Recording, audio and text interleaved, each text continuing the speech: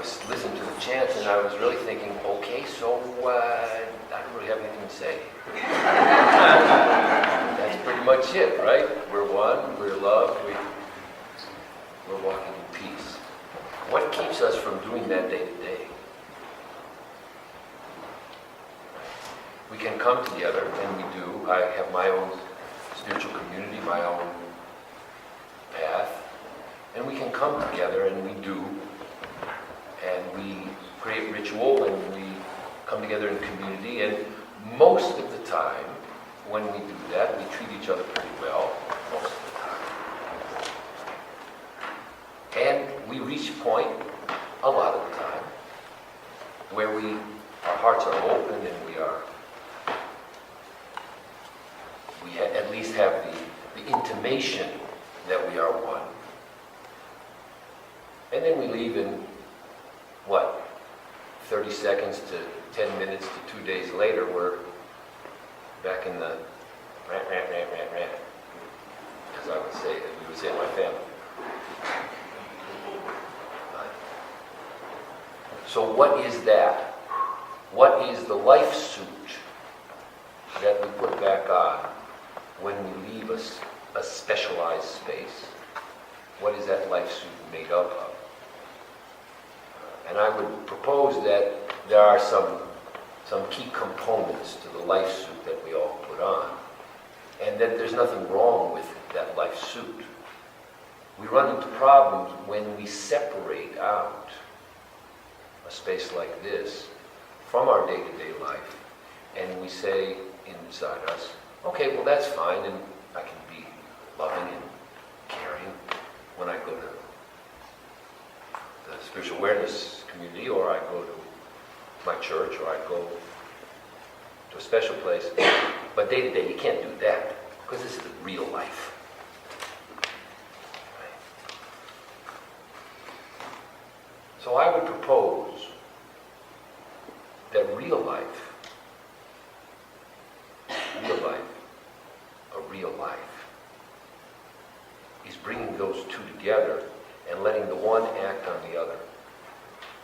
Letting the space of oneness, letting the awareness of we are one, we are love, we are, become more than a rarefied, let me put this here so I don't have to wear it, become more than a rarefied experience, become more than an idea, even a beautiful idea.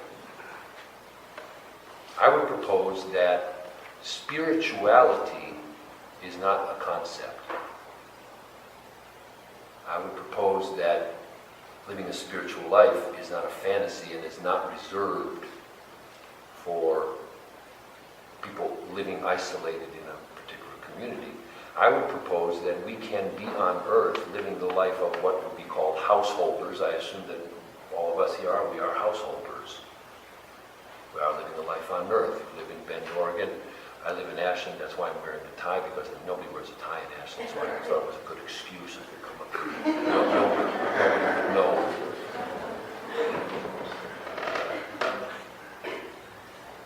I'm a householder. I am learning, have been learning these 25 years of living a spiritualizing life, that my job is to bring these spiritual vibrations, as I would call them, what I would call the authentic spiritual energies, the forces,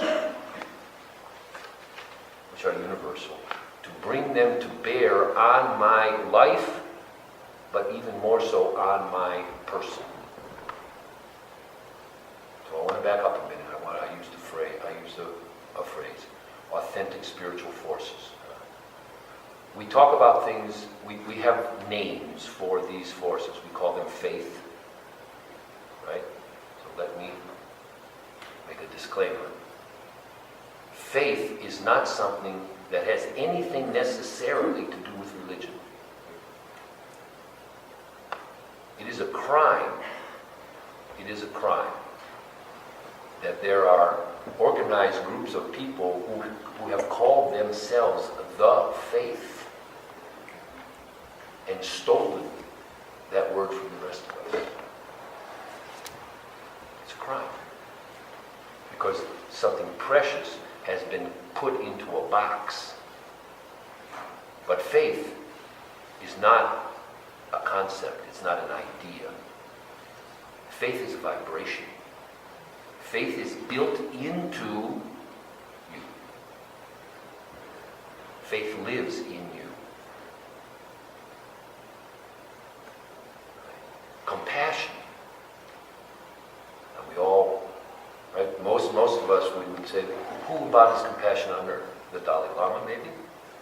But even the Dalai Lama, he doesn't own compassion. You don't have to be a Buddhist to be compassionate.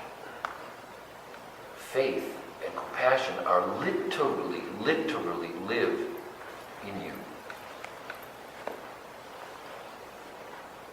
They are, to get to the end of the story, along with forgiveness, which also lives in you. I'm going to show you where in a minute, by the way.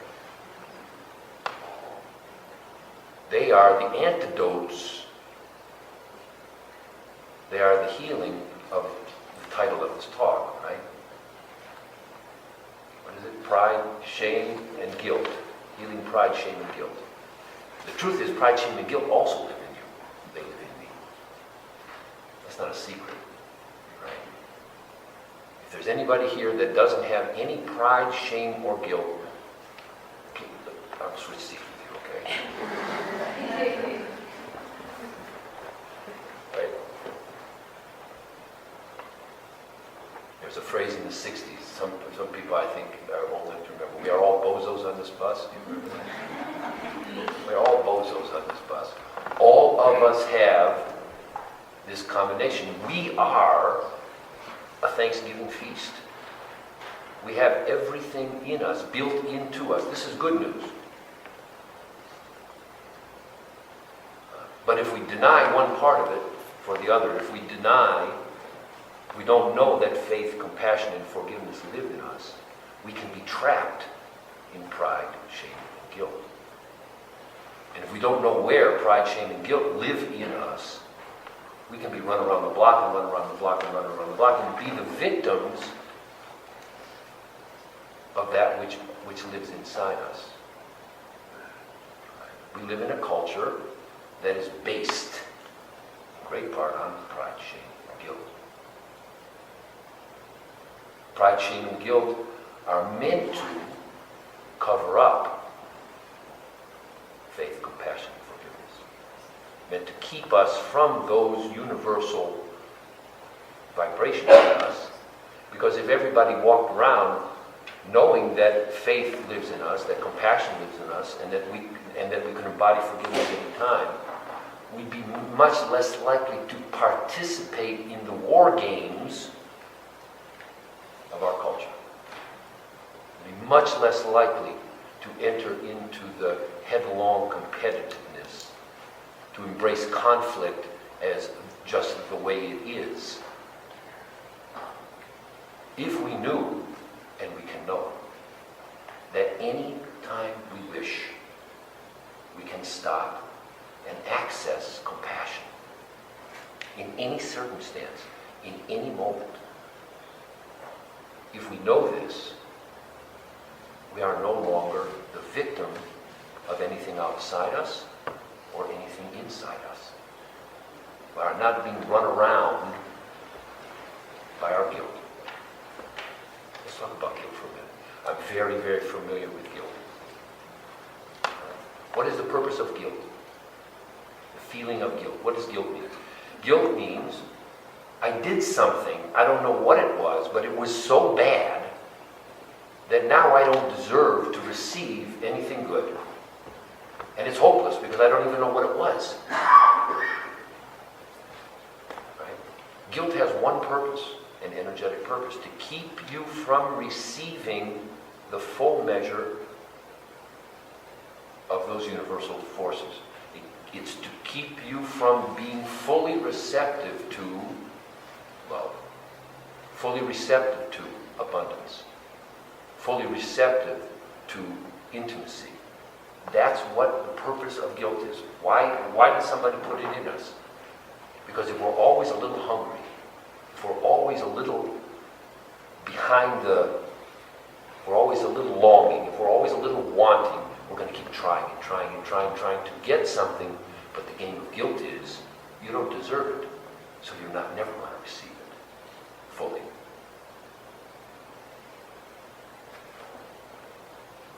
Right? Some people are nodding. You have some idea what I'm talking about. Maybe there's somebody who doesn't carry any guilt. Now, guilt is different from responsibility. Right? I've done things in my life that I regret. I've done things in life for which I have had to apologize profoundly, profusely. That's different than the guilt that I carry that tells me no matter what, I'm never going to be good enough to receive what I really want. So the game I play is, I always want something. I want, and I never really get. And even when I get, it's not really good enough. Because tomorrow I'm wanting something else. The purpose of guilt is to keep me from being satisfied with what is. And just being with what is. Now, what is not always pleasant. What is not always fun. But if I'm with what is, and I've let go of the guilt, I can receive something different. And primarily what I can receive is light. Light also is not a concept. I'm throwing out a lot of words, but I want you to try to get what I'm saying here. Light, compassion, all these words are used in spiritual context, right? Compassion, forgiveness are used in spiritual context. The step that we're taking, that I'm taking, is I know where they live in me. And I know that light is not a concept. Light is not an idea. Light is a universal force that is the vibratory aliveness in everything. And it's free. It doesn't cost a cent. It's ubiquitous, right? Ubiquitous, I like that word. It's everywhere. All I have to do, and all you have to do, and you can do it right now if you want, is call it. You put out a little beacon. Put a beacon from your heart. And you center yourself in your heart and you say, hello, light. Call it whatever you want. I'm ready. Lay it on me. Here you come. The problem is when light comes, it illuminates everything. So it illuminates your guilt that you carry. It illuminates your pride. It illuminates the shame that you carry. Ashamed of what? What are you ashamed of? Ashamed of being human. We live in a culture that has at its base, and I know you don't believe this consciously, I don't believe this consciously, but we have a historical base that says being in a body is a punishment.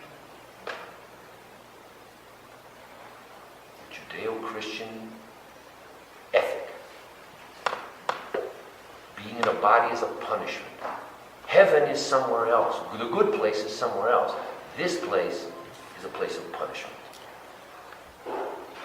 And all the things that you carry in your body, the feelings you carry in your body, the anger you carry in your body, the sexuality you carry in your body, the fears you carry in your body that you deny. All these things are, in some cases, evil. To be risen above. And we have spiritual traditions, even alternative spiritual traditions, that would tell us to rise above, transcend. It's not the way I know. In the what do you call it? The purpose of the spiritual awareness, the mission statement, talks about transformation. Light, when it comes, universal light, when it descends on us, illuminates that in us which needs transformation, and it begins that process of transformation. purpose of transformation is to create fuel. The purpose of contraction in my body, the purpose of the negative emotions that I have, the purpose even of pride, shame, and guilt is to create a lesson, create a circumstance in me that by calling light to it, by addressing it, by being in present contact with that, I create fuel for the opening of my heart. So to deny those things, which is what guilt, pride, and shame would have us do, to deny that I have anger, to deny that I have been hurt, to deny that I have judgment and resentment and all these things that I, as a spiritual person, of course, I don't have those things. I do. But the purpose of those things in me is so that by transforming them, which means bringing them into a higher state of vibration, I literally create fuel inside my body for the opening of my heart, which is all of this pride, shame, and guilt. The solution, the antidote, the healing of that is to arrive at the heart, which also is not metaphorical.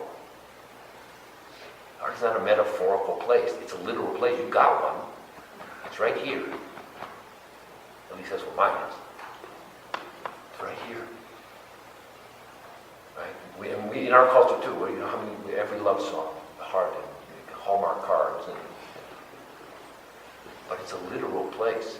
It's a place that, right? Many people here, there are children here, and many of us have had children. All of us were children.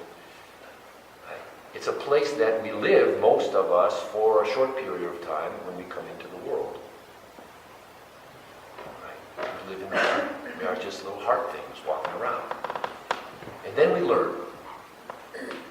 We are given pride, shame, and guilt to take us away from the heart, to turn us into civilized people, to turn us into responsible, eventually, people that can work and do life like it's supposed to be done. So most of us, when we get to be adults, we have to learn, if we want, to get back there. We have to learn to literally learn the art, the inner art of returning to the heart. And it's an art. It's an art like learning to play like the incredible piano that our brother was playing here. I don't know, you didn't start. You had to study a lot, right? Yeah. Unusual, right? Every once in a while there's just a genius like this. I think I'm going to play the piano, whatever, right?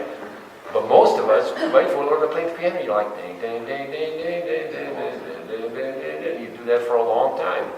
And you mess up, right? And you go, oh my God, I'm terrible. I can't, I'm just awful. I can't do it.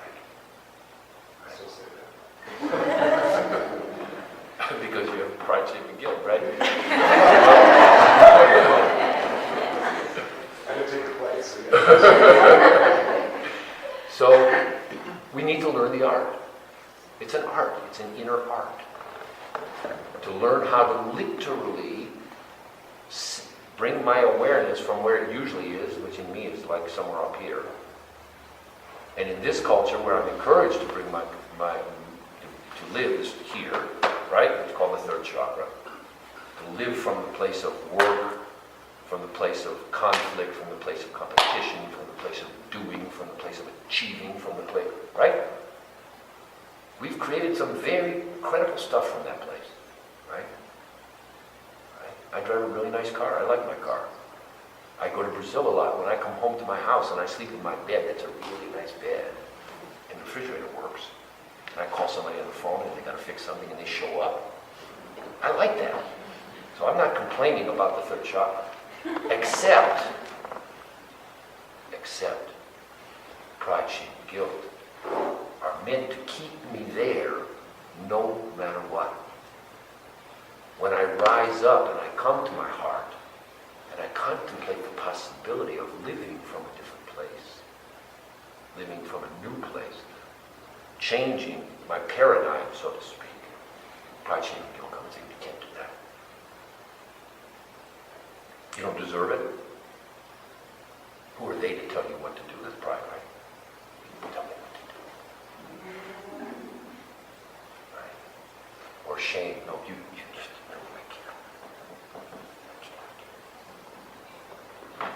Keep us, right? So the two of them keep us like this. Guilt keeps me like this. Closed down. Right here. I don't receive a thing. Right? Shame, I just curl up. We have a friend who talks about curling up into a shame ball. Right? Keeps me protected. And pride keeps me above the fray. Right?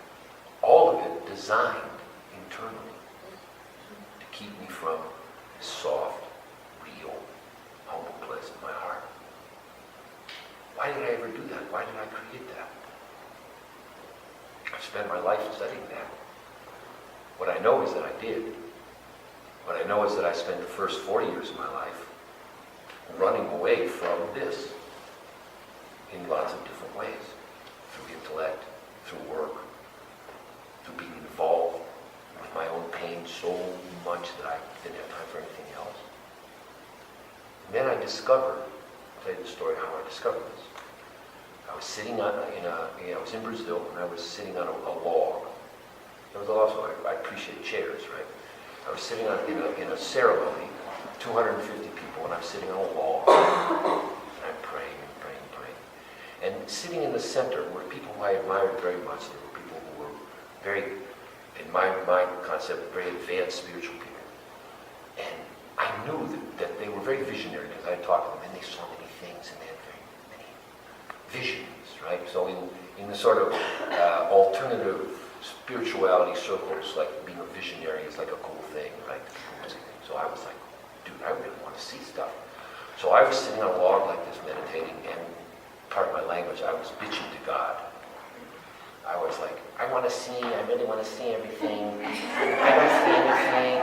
How come they see and I don't see? Let me see. I don't know how long. It seemed like a long time, but I'm like, all right, like this. And my own consciousness completely was like in this inch and a half of my head. And grace showed up. Grace, not the person grace.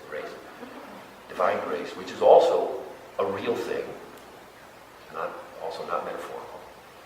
Grace was given to me, and I felt literally was like a plunger, like on a syringe, like in the top of my head, and it went like this, and forced my awareness literally down to the center of my chest for just a moment. It was like this. And this voice said to me, when you live here, you'll see everything. And I thought, wow, that's really cool. Boom! And I was back on my head.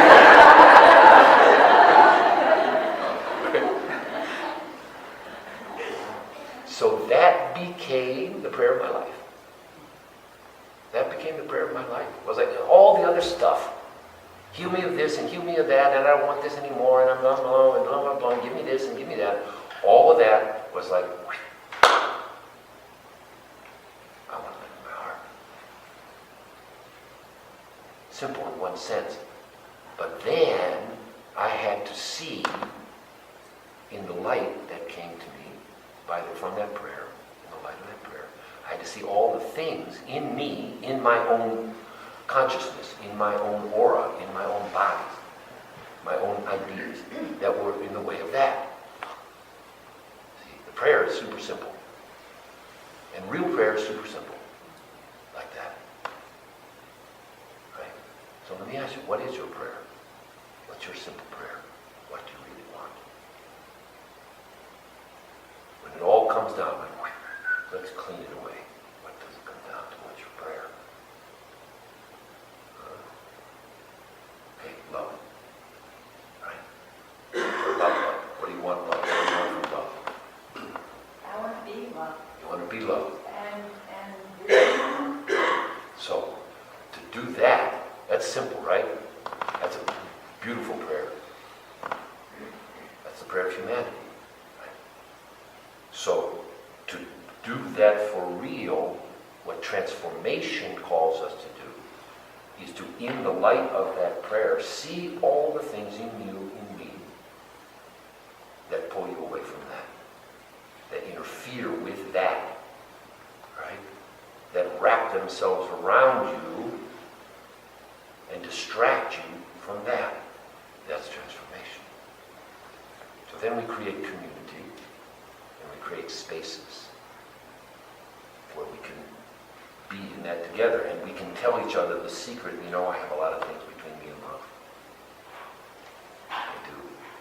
I have guilt, I have shame, I have pride. I have arrogance. Or is that a secret? And all of it comes down to what? Fear. I have fear. Underneath it is fear. Right? And it can be scary. It can be scary to be in a body. We feel lots of things. We're actually very vulnerable, very sensitive. Right? It's another secret. Hi, I'm Johnny. I'm a sensitive person. Right? We need to create spaces together, community, like you are creating here. Right? Created in our little nest we call it the Essential Light Institute. Where we can come together, make the prayer. Make the prayer. Each one. Profound, simple prayer. Prayer to be loved. Who else? What's your prayer? Anybody who wants to say? Right? I want to be moderate. What's your prayer? To be connected. To be connected. So you're then, in your transformation, going to see and feel all the ways that you've disconnected yourself. Disconnected yourself from from yourself. Right? Disconnected you from the divine forces. So we create a space where you can feel that. You can feel that. We can hold the space for each other of, because I told you I was going to show you where it is, compassion.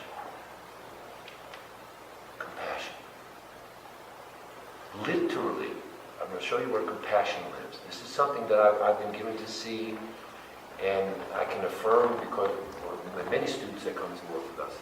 Compassion is built into the body. It's not something that you acquire. It's something you access. Right? The difference, right? So, I'm going to do an exercise here, if you wish. Okay? I'm going to ask everybody to do this with me. I don't want to blah, blah, blah, but get something that you can take with you that you can actually use. As opposed to, right, you say, well, okay, he talked well, or he didn't talk well, or I had no idea what he was talking about, or he had a nice tie, Jerry Garcia.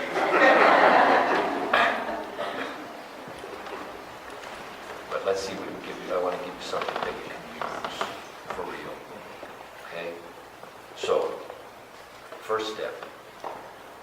Here's what you're going to do. Your fingers like this, put them right here on your heart center, right? Everybody's got a physical heart, but everybody knows. This is what's called the heart center. Whoop, like this. Okay? Like this. All right. So, now just for a second, I'm going to ask you just close your eyes and listen and do what I'm going to say here. What I want you to do is two things. I want you to pay attention to your breathing. And particularly, pay attention to your breathing and center your breathing right under your fingers.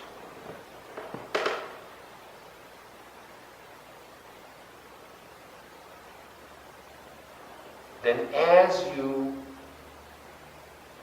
breathe, stretch very gently, just stretch the skin under your shirt there. Just stretch it out very gently, like almost like you're just scratching it without moving your fingers. Okay? Like that. Good. Looks like everybody's doing it. Now, as you breathe in, bring the energy from behind your heart, like right opposite your fingers, between your shoulder blades. The with your inhale, just bring it forward and touch your fingers with it. Some people that may not make sense to, but if you do it, just inhale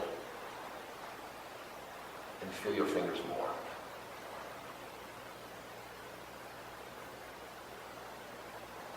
Now, pay attention to how you feel, and also, if you can, to what the feeling in the room is right now. The word I would use is calm, right? Everybody's very calm, very peaceful right here. Right now, we are embodying part of the chant, right? We are peace. Really simple. That's because right where your fingers are, which in my world is called the etheric body of the heart, is literally where calmness is implanted. Every human. Vibration of calm. Any time that you want to get yourself calmer, which is quite useful many times, do this. And you don't have to do it with your fingers, you can just imagine it. Okay? Now, next step, this one you have to look. Turn your hands so that the heel of your hand is touching right where your fingers are. Okay? You can do it like this, or you can do it like this. As much as you can. Okay? Make sure you're right in front of your chest. Right? You don't want to be up here or down here. Those are different chakras. Right? You like a little shelf here, right in front of your heart. Now, you don't have to believe me, but I'm telling you what I'm going to say is true. Right where your fingers are is where compassion lives in you and lives in every human. Right where your fingers are, literally. Imagine that there's a donut, a ring of Saturn going around your body, the same distance that your fingers are from your body.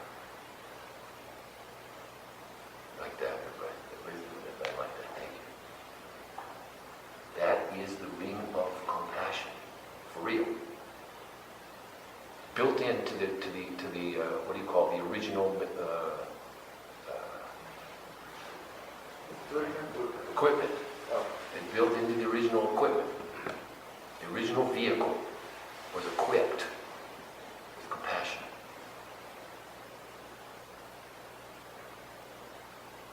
What does compassion do? Each one explores for themselves.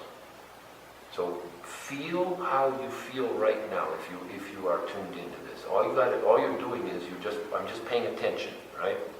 My attention is on that space where my fingers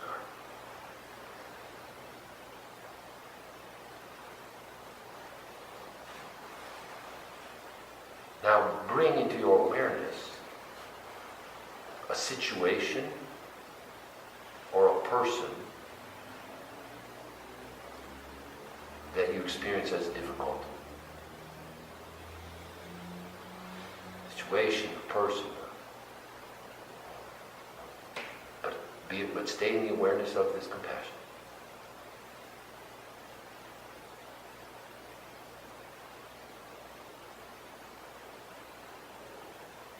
What happens when you just hold that person, that situation, that difficulty, that comes, hold it in compassion? Huh? Yeah. Said it melts away. When we speak of, when spiritual people speak about detachment, not attachment, that's what they're talking about, what you're feeling right now. Holding space of compassion is the space of neutrality.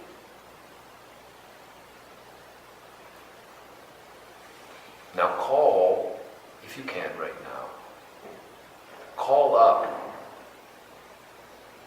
guilt, pride, or shame. Say, okay, you come out of the closet right now, but stay in compassion.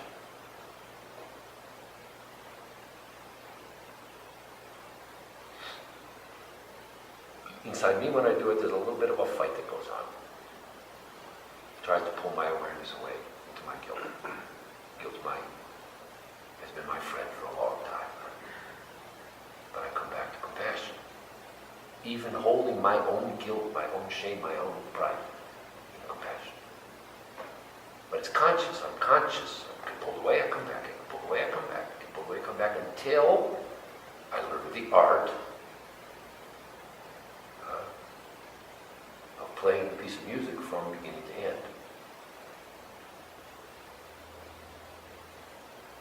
Okay, good. Now, you can rest your hands for a second and do one more. And I want to show you where faith lives, because faith, right? Because we're taking back faith. We're reclaiming faith. There are people of faith. Whatever. Maybe some of you go to a different church. Maybe this is your church.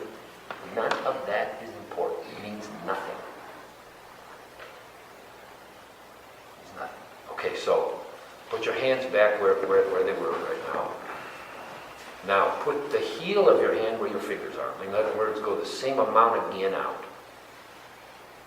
Twice as much. But right in front of your heart, don't be up and down. Okay, now move. Now close your eyes, and you're going to move your hands like just back and forth and up and down a little bit until you find the place of faith. You don't have to know what I'm talking about. Your hands are going to know where faith lives, because it does. There you go. You can go back and up and down. Your body knows. Your intuition is going to say, yep. You feel it in your hands, or just stop there. So you're like, wow, I don't know. Faith. Wow. Like that. This is where faith, right? In Portuguese, I speak Portuguese. The word for faith is fé. Right? Same in Spanish. Every language is a different word. If you look at videos of people talking about faith, everybody on earth will put their hands right where your hands are. They will. But people aren't saying, putting their hand in faith. I know it's going to be okay. Please, I know it. I know it's going to be okay. Faith tells you it's going to be okay, even though you have no evidence to support that. Faith is a universal energy that literally is what drives the universe forward. It's not just in your aura. It's not just in where your hands are. It is a universal force that you participate in. So when we say in the chant, we are one, part of what we mean is we all have in us everything which is in the universe. I am a mini universe. You are a mini universe. That includes faith. So we're going to do one exercise. I want to give you something to do with faith. Close your eyes. Have your hands there again. Show you two things. Imagine then that where your hands are, there is an altar. An altar, like you have an altar here. On this altar you have symbols of all the different religions. But on your altar, you're going to put a dilemma, a conflict, an illness, a question, a problem, especially a fear that you have. Put on the thing, on the altar. Write on a piece of paper and put it there. Bring it from wherever it is. Just put it on that altar right now. See it there. Say it inside you, whatever you're doing.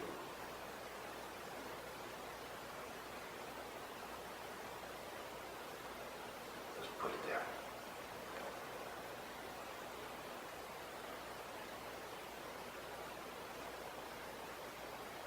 Now, join me in calling light to that. And again, you don't have to believe what I'm saying. I'm just saying do. Okay. Call light to that. Sense of light, please. To whoever you pray to, it doesn't matter. Wherever they are, wherever they aren't. Sense of light to this.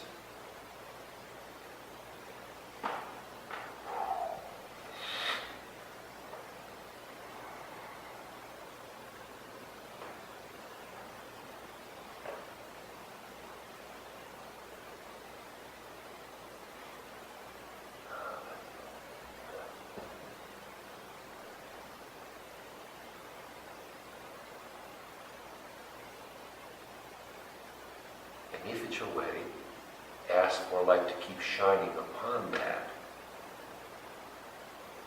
so that when we leave here, that light has been activated.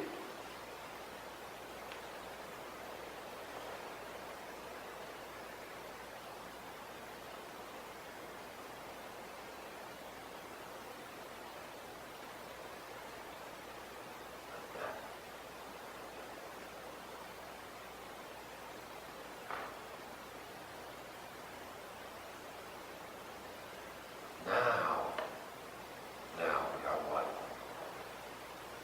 We are one because we are all joined in faith and in compassion.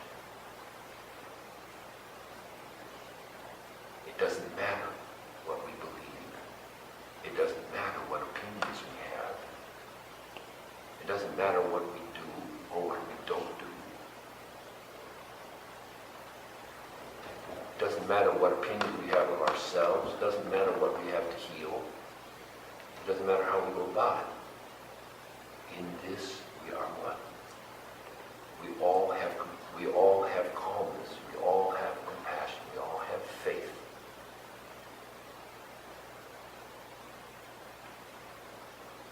And we all are children of light. And we have an absolute right and ability to call that light to us any time. Light doesn't have any opinion. Light does not have any ideology. Light is free. Light is at the heart of the universe. That's not metaphorical. Your center, your core, is made out of light. You're built out of light. You're just gradations of density of light.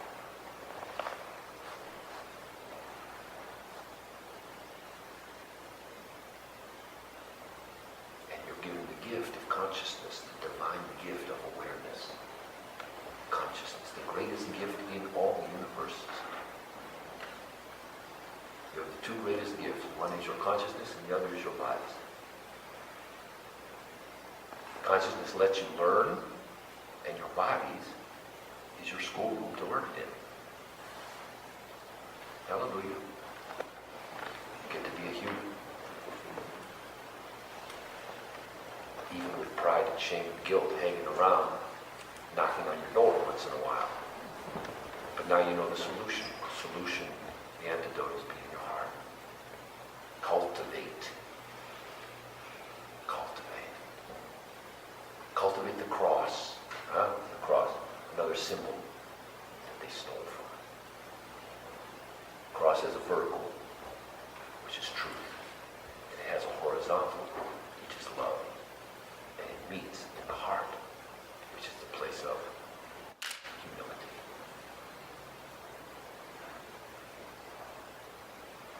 Why not? So we can meet there, right? We can meet in the heart. When we meet in the heart, when we come to community and we meet in the heart, we all see the same thing. We may disagree, but we're not talking about two different things. We're talking about the same thing, seeking solutions from the heart, seeking to find what does the heart want. What does my heart want and what does our collective heart want? It's possible. It can be done if we learn the art